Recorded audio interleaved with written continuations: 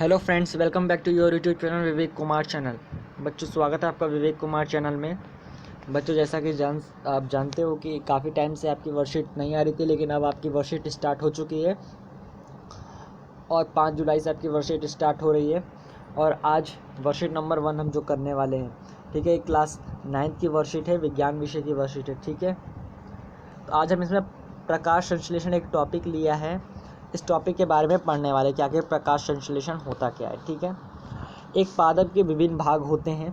पादप का वह भाग जो मिट्टी की सतह के ऊपर होता है वह शूट सिस्टम कहलाता है, जिसमें तना, शाखाएं, पत्तियां, पुष्प और कली आदि सम्मिलित होते हैं। पादप का वह भाग जो मिट्टी की सतह के नीचे होता है उसे रूट सिस्टम कहते हैं। देखिए, शूट सिस्टम क्या होता है, रूट सिस्टम और शूट सिस्टम। मान लीजिए ये कोई पादप है, ठीक है, ये कोई पादप है, ये कोई पादप है, ठीक है, ये ज़मीन, ठीक है, ये कोई बढ़िया सा पादप नहीं बन पा रहा है, ठीक है। तो ऊपर वाला सिस्टम कहलाता है शूट सिस्टम, और नीचे जो जड़ फैली हैं, इसकी नीचे जो जड़ें फैली हैं ये कहलाता है रूट सिस्टम। कौन सा सिस्टम कहलाता है? ये कहलाता है रूट सिस्टम। जड़ तंत्र भी इसे कहते हैं, ठीक है।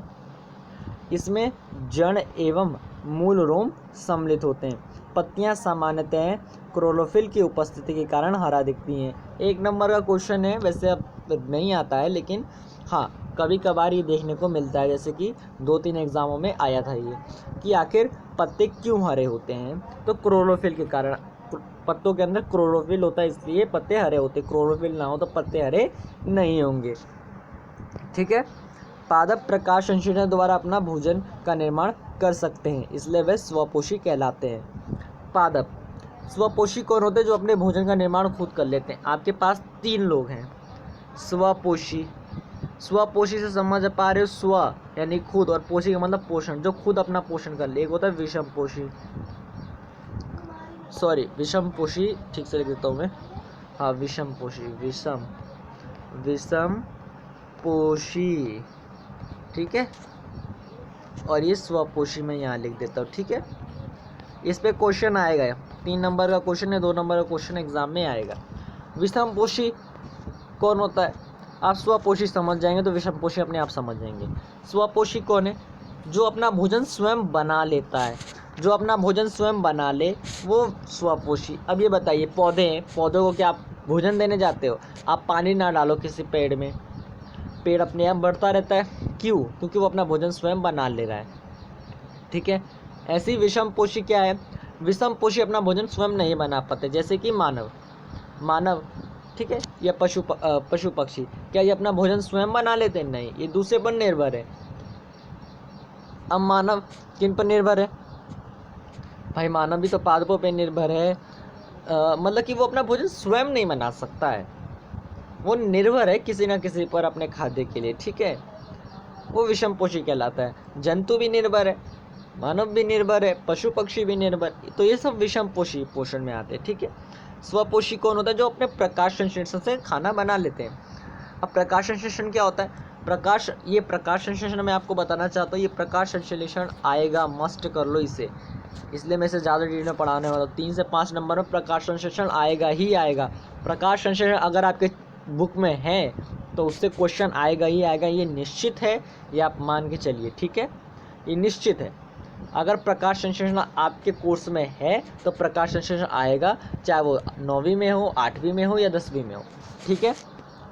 प्रकाश संश्लेषण के दौरान पत्ते की क्लोरोफिल युक्त कोशिकाएं सूर्य के प्रकाश में उपस्थिति में वायु से कार्बन डाइऑक्साइड एवं भूमि से जल ग्रहण कर कार्बोहाइड्रेट, ग्लूकोज और ऑक्सीजन का निर्माण करती है। सूर्य के प्रकाश, जब सूर्य का प्रकाश हो, जैसे कि यहाँ चित्र देख रहे पा रहे हैं आप लोग, साइड में थोड़ा सा यहाँ ले आता हूँ, अब दिख रहा होगा ठीक से। ये देखिए सूर्य का प्रकाश दिख रहा है आप लोगों को? चलो इसे थोड़ा सा अब यहाँ कर दीजिए।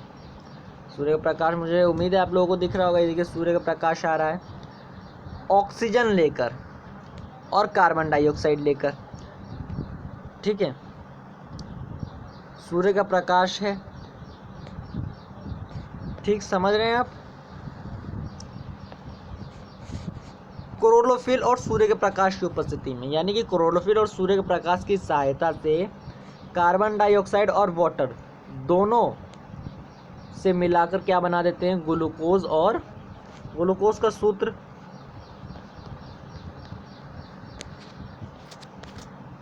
याद होना चाहिए आपको, ये कभी भूलना मत इसे, ये मस्ट कर लो। ग्लूकोज का सूत्र आता है, ठीक है, ग्लूकोज का सूत्र है C6H12O6, ठीक है। मतलब प्रकाश संश्लेषण में अगर आपको कोई भी डाउट है आप बेझिझक जो है कमेंट कर सकते हो, कोई दिक्कत नहीं है। मैं कमेंट का ज़रूर आपको जो है आंसर प्रोवाइड करूँगा टाइम निकाल के नहीं, 24 घंटे के भीतर तो ये गारंटी है कि आपको आंसर मिल ही जाएगा। 24 घंटे नहीं, मतलब कि मैं जैसे देखूंगा मैं तुरंत भेज दूंगा, ठीक है। समझ रहे हैं आप?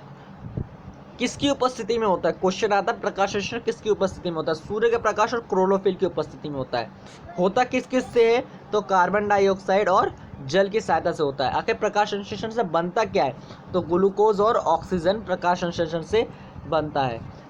इसका रिएक्शन भी आता है लिखने को, CO2 प्लस वाटर H2O, तो ग्लूकोज क्या हो जाएगा, C6H12O6 प्लस O2, ठीक है। ये इसका रिएक्शन है। हालांकि इसे बैलेंस्ड वगैरह करना पड़ेगा, बट 9th में इतना भी एकदम करेक्ट माना जाता है, ठीक है। कोई नंबर नहीं कटेगा, 10th में बैलेंस वगैरह करके लिखना पड़ता है, 9th में कोई नंबर नहीं कटेगा। दुनिया कोई टीचर 9th में नंबर नहीं काटेगा, क्योंकि 9th में आपको बैलेंस के बारे में नहीं बताया गया, ठीक है।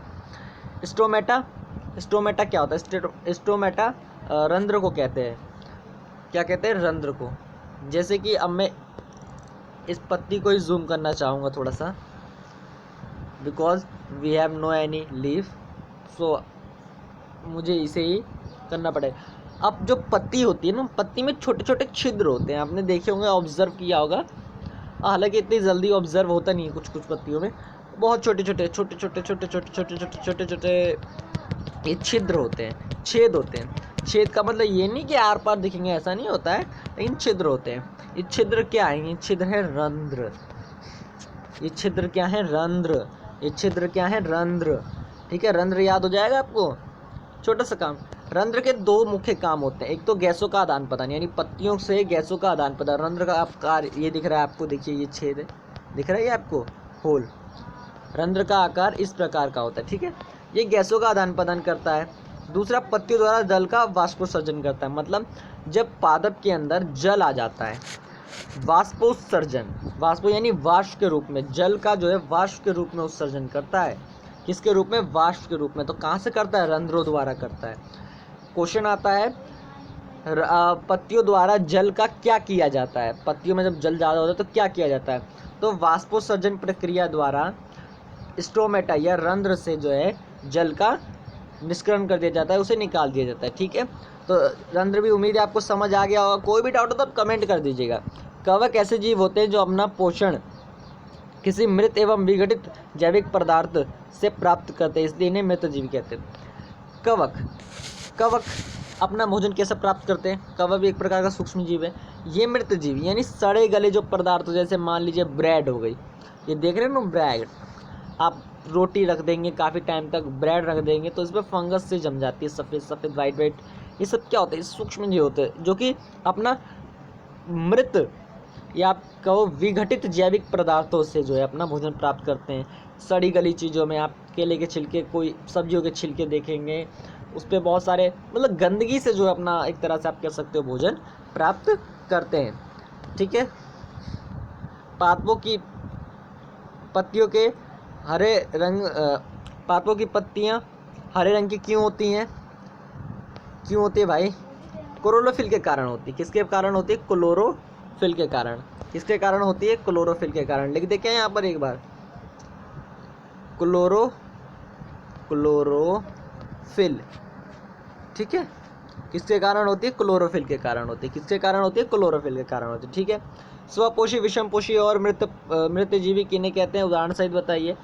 तो स्वपोषी कौन होते हैं बेटा, स्वपोषी वह होते हैं जो अपना भोजन स्वयं बना सकते हैं, अपने भोजन के लिए पादों पर निर्भर होते हैं, अपना अपने भोजन को प्रकाश संश्लेषण द्वारा बना सकते हैं। आप इसकी डेफिनेशन ये भी लिख सकते हैं, पोषी वह पोषी होते हैं जो अपना भोजन स्वयं बना सकते हैं या स्वयं बना लेते हैं। ठीक है।